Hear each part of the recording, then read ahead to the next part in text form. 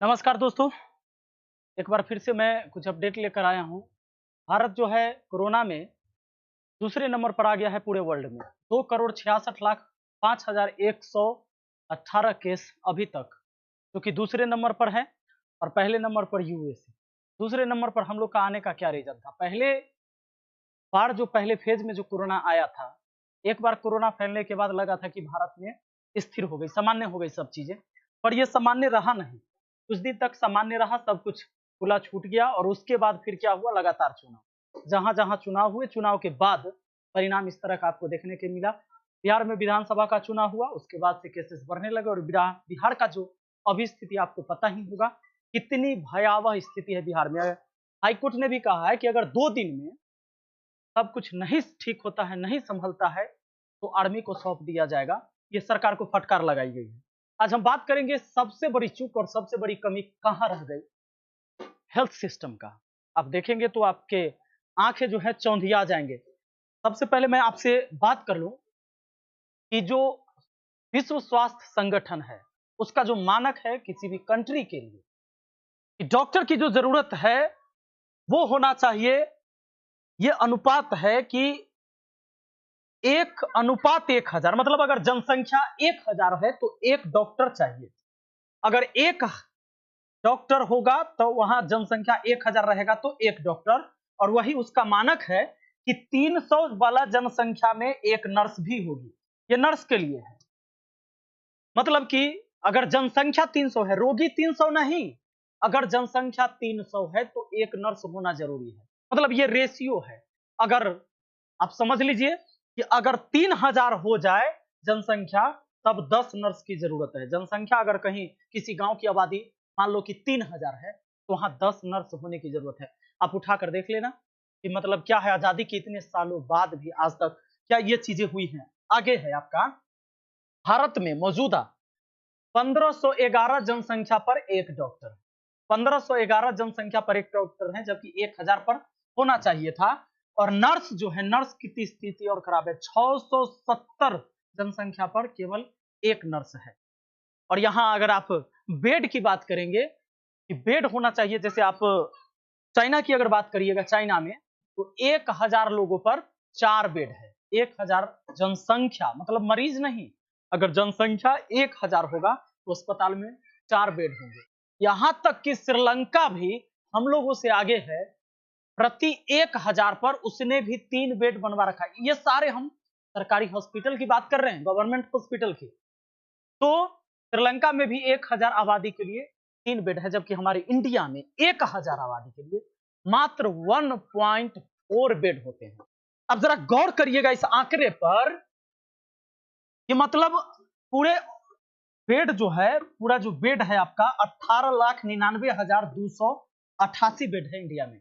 18,99,288 bed, और जो bed का रेशियो हुआ 1000 में 1.4 बेड, मतलब क्या 1.5 बेड से भी कम है 1000 आदमी पर। और अभी की स्थिति और पहले ये जो था, ऑक्सीजन बेड की संख्या 2,47,912, और अभी 28 जनवरी 2021 के रिपोर्ट में है कि 1,57,344 बेड, यानी बेड के ऑक्सीजन बेड की संख्या भी घटा दी गई, और ये घटा है 36.54%।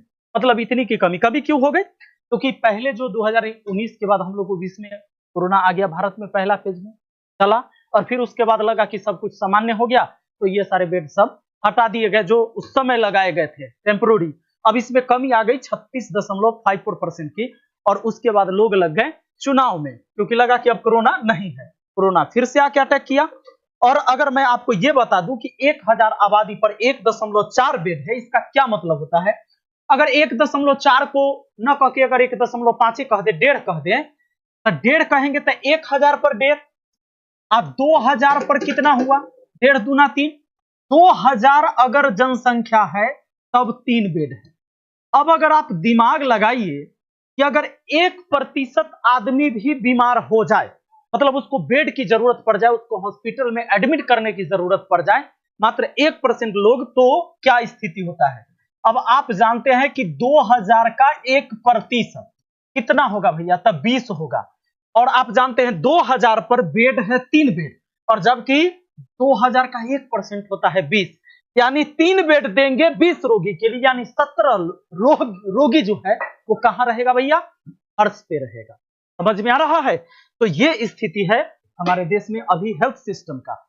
और अगर हम आपको पूरा आंकड़ा दिखा दे कोरोना का, ये जो आप स्थिति देखेंगे, देश में अस्पताल बेड की संख्या आपको बता दिया 18,99,288 है। 1000 की आबादी पर है केवल 1.4 बेड। पंजाब, तेलंगाना, महाराष्ट्र, हरियाणा, मध्य प्रदेश, कर्नाटक, उत्तर प्रदेश, आंध्र प्रदेश, बिहार और नागालैंड स्वास्थ्य क्षेत्र पर कुल बजट का 5% से भी कम खर्च कर रहे हैं। मतलब सोच लीजिए कितने बड़े बड़े बजट बनते हैं और स्वास्थ्य पर कितना खर्च होता है, तो स्वास्थ्य पर खर्च होता है मात्र 5% से भी कम। एक मेघालय ही ऐसा स्टेट है जहां पर लगभग 8% खर्च होता है, बाकी सारे नीचे ही हैं। मेघालय को छोड़कर बाकी सभी राज्य बजट का 8% से भी कम स्वास्थ्य क्षेत्र पर खर्च कर रहे हैं। 22 सितंबर 2020 तक भारत में 2,47,972 ऑक्सीजन बेड थे। 28 जनवरी तक इनकी संख्या 1,57,344 रह गई, जो कमी है 36.54% की। इसी अवधि में कोविड मरीज के लिए आईसीयू बेड की संख्या में 46% की कमी आई। मतलब आईसीयू बेड जो बना कोविड मरीज के लिए, उसमें भी कमी आ गया। और 22 सितंबर को इनकी संख्या 66,638 थी, जो 28 जनवरी को 36,008 रह गई। माने पूरे देश में मात्र कोविड मरीज के लिए 36,008 आईसीयू बेड रह गए थे। आप सोच के देखिए।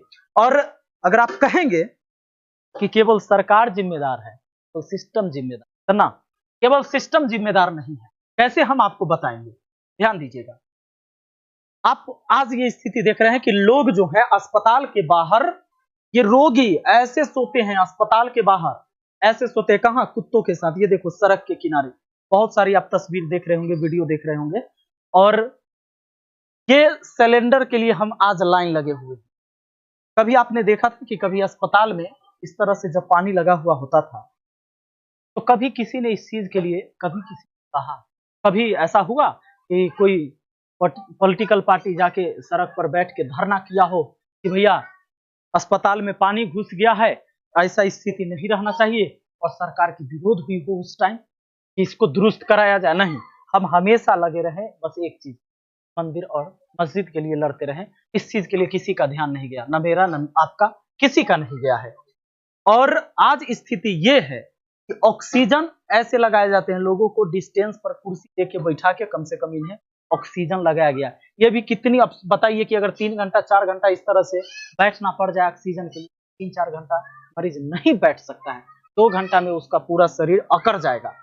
लेकिन अब बात यह है कि लोग क्या इसे समझेंगे? क्या हम वही राजनीति करते रह जाएंगे? जैसे आपने अभी देखा बंगाल में क्या मिला, चुनाव हो गया, खत्म हो गया, कुर्सी किसी को मिला, हार किसी को मिली, और जनता मारे जा रहे हैं। इलाज कहाँ होगा? क्या हम जिस चीज के लिए लड़ रहे थे वहां इलाज होगा? मंदिर है, मस्जिद है, अस्पताल है, कहाँ इलाज? आपको पता है कि इलाज अस्पताल में ही होगा। मंदिर मस्जिद में आज ताले लगे हुए हैं, लेकिन अस्पताल में जगह नहीं है, ऑक्सीजन नहीं है, डॉक्टर की कमी है, बेड की कमी है। तो जहां तक हो पा रहा है डॉक्टर कर रहे हैं, और इस समय हम डॉक्टरों की विरोध करते हैं। कभी कभी कोई घटनाएं घट जाती है तो लोग विरोध। सारे डॉक्टर एक जैसे नहीं हो सकते, सारे पुलिस वाले एक जैसे नहीं। कुछ लोग ऐसे गड़बड़ होते हैं, जैसे कहीं पर हुआ अल्लाह की किडनी बेचा गया, तो कहीं कुछ कहीं कुछ, तो आप पूरे को संबोधित नहीं कर सकते एक के गलत होने से। तो सबसे बड़ी बात है कि हम जिस चीज के लिए लड़ रहे थे उस वहां पर आज ताला लगा हुआ है, और जहां हम आज पनाह लेना चाह रहे हैं, जहां हम चाह रहे हैं कि कहीं एक जगह मिल जाए, उसके लिए हम लोगों ने कभी नहीं लड़ा था, और नतीजा इसी का है, हम भुगत रहे हैं। मैं चाहूंगा कि सबसे पहले सरकार इसमें अपनी पूरी ताकत लगा दे, और ज्यादा से ज्यादा बेड की संख्या हर हॉस्पिटल में बढ़ाया जाए, डॉक्टरों को नियुक्त किया जाए, नर्स को नियुक्त किया जाए, कि अब हमारा जो देश है बहुत विकट परिस्थिति से मतलब गुजर रहा है। बिहार में चुनाव के बाद से कोरोना बढ़ना तेज हुआ, यूपी में भी उसी तरह से स्थिति है। 800 से ज्यादा शिक्षक चुनाव कराने में मारे गए हैं, केवल कोरोना से संक्रमित हुए हैं चुनाव। इसके बाद आपको बंगाल का नतीजा देखने को मिलेगा, अब देखेंगे। लेकिन इससे पहले हम चाहते हैं कि ज्यादा कुछ बिगड़े, सरकार लग जाए, और इसमें बिना किसी पार्टी पॉलिटिक्स विरोधी को भी समर्थन करना चाहिए सरकार को आगे काम कराने के लिए, और इसमें सहयोग करना चाहिए। जहां जो भी हो अच्छा हो, कम से कम इस देश का कल्याण हो, और हम राजनीति से ऊपर उठकर कम से कम इंसानियत के नाते सोचें। और डॉक्टरों, जो डॉक्टर अपने मेहनत से पूरा रात दिन जी जान लगा के, उनका भी परिवार है। अगर आप मुझे कहेंगे कि भैया कोविड हो गया है, मुझे उठा के ले चलिए, तो शायद मैं भी डर जाऊंगा। लेकिन वो डॉक्टर जो जानते हैं कि ये सारे कोरोना मुझे भी हो जाएगा, और होता भी है, डॉक्टरों की भी, फिर भी वो लगे रहते हैं, वो मेरे लिए पूजनीय है। मैं उनको सत सत प्रणाम करूंगा, जो भी योद्धा इसमें लगे हुए हैं, डॉक्टर हो, पुलिस हो, एम्बुलेंस चालक हो, कोई भी व्यक्ति हो। और हम सबसे रिक्वेस्ट करेंगे कि इसको बचाइए, क्योंकि अगर देश है और जनता है तभी आपकी राजा, और कोई भी चीजें होगी, और आप राजा तभी कहलाइएगा जब देश में फर्क, वरना सब कुछ खत्म। बहुत जरूरी है, बिहार की स्थिति बहुत खराब है। देखने को है कि अब 2 दिन में क्या होता है, कोर्ट क्या डिसीजन लेती है, क्योंकि स्थिति बहुत खराब चल रहा है। और मैंने आपको पहले ही कह दिया कि कोर्ट ने फटकार लगाई सरकार को कि अगर 2 दिन में बेड ऑक्सीजन की स्थिति ठीक नहीं होती है, आर्मी को दिया जाएगा बिहार के सारे हेल्थ सिस्टम। तो देखिए क्या होता है। हम फिर मिलते हैं अगली वीडियो में, और अपना ख्याल रखिएगा, कम से कम अपना और अपने परिवार का ख्याल रखें। हर कोई, ये आपकी जिम्मेवारी, हमारी जिम्मेवारी।